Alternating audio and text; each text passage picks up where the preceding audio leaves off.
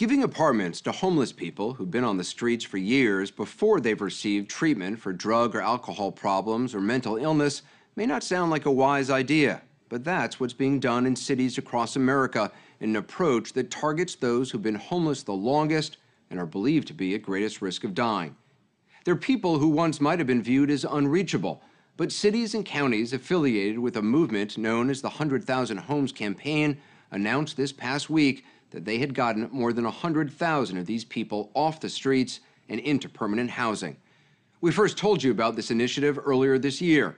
Local governments and nonprofit groups do most of the work. The money comes mostly from existing federal programs and private donations, and there's evidence that this approach saves taxpayers' money. If it sounds too good to be true, then take a look at what's been happening in Nashville, one of the cities that has joined the 100,000 Homes Campaign. You awake, buddy?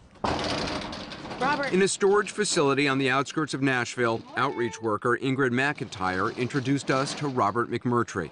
Good morning. Hey. I want to introduce you to my friend Anderson. She'd come to ask him some questions about his health. How many times have you been to the emergency room in the past 3 months? Twice. Robert told Ingrid he had a lot of medical problems: HIV, hepatitis C, and throat cancer. He was getting treatment at Vanderbilt University Medical Center, but living in this storage locker without a toilet or running water. He bathed in a stream by the side of the road. He said he'd been homeless for 3 years. How old are you? I'm 48. 48. I'm 46, so we're 2 years apart. It's nice to see someone else with gray hair. He said he used to work in the construction business, but fell on hard times after he lost his job and became ill. A friend took pity on him and allowed him to stay in this storage locker for the past 3 months. I never imagined I'd ever be homeless because I really worked really hard my whole life. And it was just devastating, really, when it happened, because I never imagined that I would be in this condition. Ingrid McIntyre runs a nonprofit called Open Table Nashville. It's been working with the 100,000 Homes Campaign to survey the city's homeless and identify those at greatest medical risk. Do you think he's at high risk? I mean, he's one of the most vulnerable people that I know. 3 days after interviewing Robert, she returned with an offer that was hard to believe. If you want to, I have an apartment for you tomorrow. Good. Do you want it? Yes, I do, really. Good. The following day, Wow, man. Robert moved into his very own apartment. This is great. It's in a private building in downtown Nashville. You wouldn't have to bathe in that stream anymore. The apartment has 1 bathroom, 1 bedroom, and access to this rooftop pool. Until fairly recently, someone like Robert would have to jump through a series of bureaucratic hoops and go through a treatment or job training program before getting permanent housing. The 100,000 Homes Campaign advocates using an approach first developed in New York, in which the homeless are given housing first. What we're really aiming for in this movement is that person that's been on the streets, in many cases for decades, who you walk past and you're like, oh, I can't even imagine this person being able to be in housing. The hardcore homeless. The hardest core of the hardest core, who also happen to be at the highest risk for dying on the streets. Becky Canis works for a group called Community Solutions, which created the 100,000 Homes Campaign. She says most of the 600,000 people who are homeless in the United States on any given night are on the streets for relatively short periods of time, usually less than a month. But it's the chronic cases, people homeless for more than a year, who Canis says are most in need of help. They're out of friends who will let them sleep on their couch. They're out of friends who will help them get a job. They've burned the bridges of the friends, or they just didn't have them in the first place. More than 60% of the chronically homeless have drug or alcohol addictions. 30% suffer from severe mental illness. Canis says many of these people have such serious medical problems, it costs taxpayers more to leave them on the streets. How is it costing more? The inability to tend to your basic health care needs results in people on the streets ending up in emergency rooms and ending up in inpatient hospitalizations. And one night in the hospital is a whole month's rent in most places. So you're saying it's more expensive to allow a chronically homeless person to live on the streets than it is to actually subsidize an apartment for them? Yes, we are paying more as taxpayers to walk past that person on the street and do nothing than we would be paying to just give them an apartment. Becky Canis began working for the 100,000 Homes campaign after a career in the military. She's a West Point graduate and former Army officer who worked with the Special Operations Command. Do you think having a military background helps? I absolutely think it does. It's boots on the ground intelligence that I think is one of the defining factors. To get that boots on the ground intelligence, the 100,000 Homes campaign encourages teams of volunteers and outreach workers to spend 3 nights looking for and interviewing the homeless. Last year in May, we joined the teams in Nashville as they headed out at 3 in the morning, searching in small patches of woods, under highway overpasses, and in caves where the homeless camp. Hey, sorry to wake you. My name's Will. Those who agreed to answer a series of survey questions would get a free bus pass in return. How many times have you been to the emergency room in the past 3 months? About 5 times. The questions are mainly about their health. HIV or AIDS. Liver disease, cirrhosis? History of stroke or heat exhaustion. The information is used to decide who gets apartments first by giving priority to those at greatest risk of dying on the streets.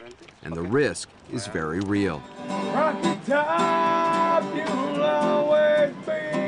On the steps of this church, a man froze to death last year, one of 52 homeless people who died in the city.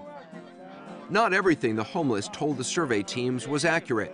We checked and found some discrepancies. But we were also surprised by the candor of some of the people we met. Ernest Thomas, who has a prosthetic leg, says he once hoped to work in a pharmacy, but ruined his job prospects by getting involved with drugs and crime. He was on parole when we spoke. Look at me, man. I'm 39 years old, and I ain't got nothing. You know what I'm saying? I don't even call my kids. You know, when I do call them, they be like, Dad, how you doing? I gotta lie and fantasize. Oh, man, I'm straight. So how do you think you ended up on the street? Honest with you, man, I couldn't tell you. I really don't know. I messed up. Somewhere I messed up. Yeah.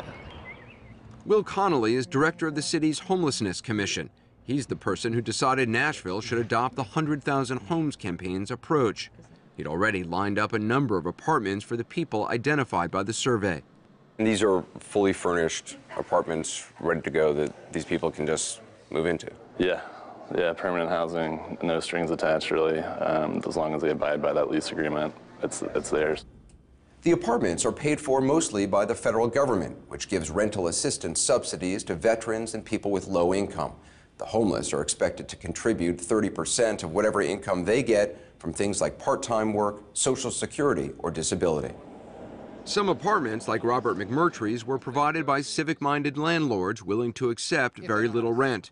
Kirby Davis donated 1% of his units and has encouraged other building owners to do the same. What's the pushback you're getting? That they might harass my other residents. What are my other residents going to think? What kind of liability do we have? And what do you say to that? None of them got to where they are not taking risks. So how about taking risks for somebody else? Why don't we just go around the room and introduce ourselves? No new tax dollars were required for Nashville's campaign to house the chronically homeless. A lot was achieved by getting people who don't normally work together, such as outreach workers and private landlords, to focus on the city's most desperate residents.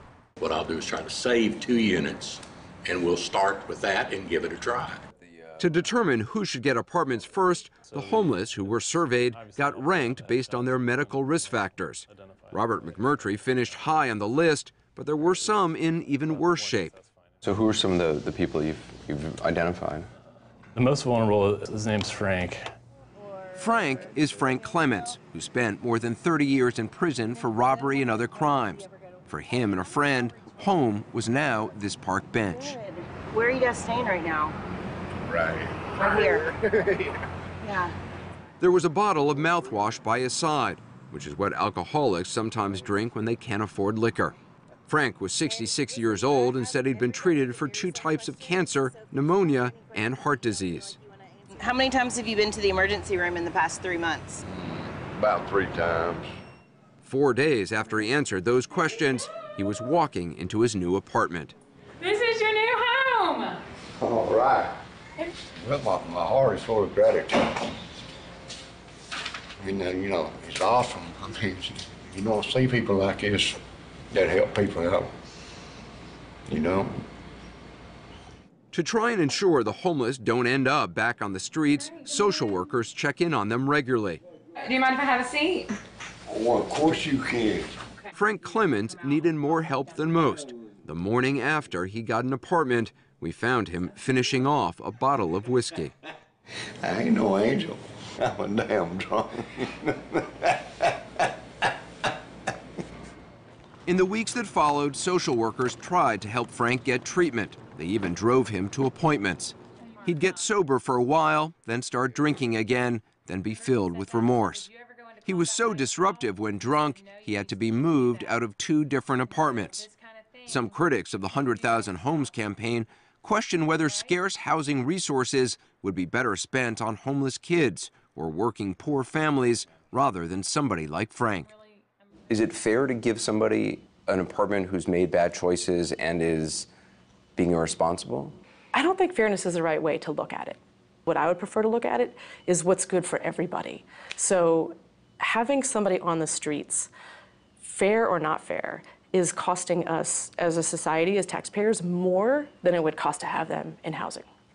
It does seem like you're rewarding somebody, though, who's, you know, drinking or doing drugs or just being irresponsible. I see it as giving them a second chance, and most people given that second chance do something about those behaviors. So far, Robert McMurtry has made the most of his second chance. He made friends in his building, and 3 months after he got his own apartment, we were amazed to see him jogging in a nearby park. Researchers at the University of Pennsylvania found that when homeless people in Philadelphia were given housing and support, more than 85% were still in housing 2 years later and were unlikely to become homeless again. How's it going? Good. Everything looked great this morning? I'm so glad you look awesome. In September, homeless advocates in Nashville held a luncheon for some of the people they'd helped. In 100 days, they'd gotten nearly 200 people into homes, and all but a handful were still in their apartments. But there weren't enough apartments for everyone. Ernest Thomas didn't get one. He ended up back in prison on a parole violation and then homeless once again. For Nashville and the other communities across the country that have joined the 100,000 Homes campaign, getting 100,000 people off the streets is an important milestone. It doesn't solve the problem completely, but Becky Canis says it proves that the problem can be solved and that no one is unreachable. We have this amazing collection now of before pictures and after pictures that just captures the transformation that's possible once someone's in housing. There's something that's really dehumanizing about living on the streets in so many ways. And then really in a matter of days from having housing, the physical transformation is almost immediate. They're unrecognizable from their former selves. And I don't think that there's anybody, once they see that, that would say, well, let's put them back on the streets again.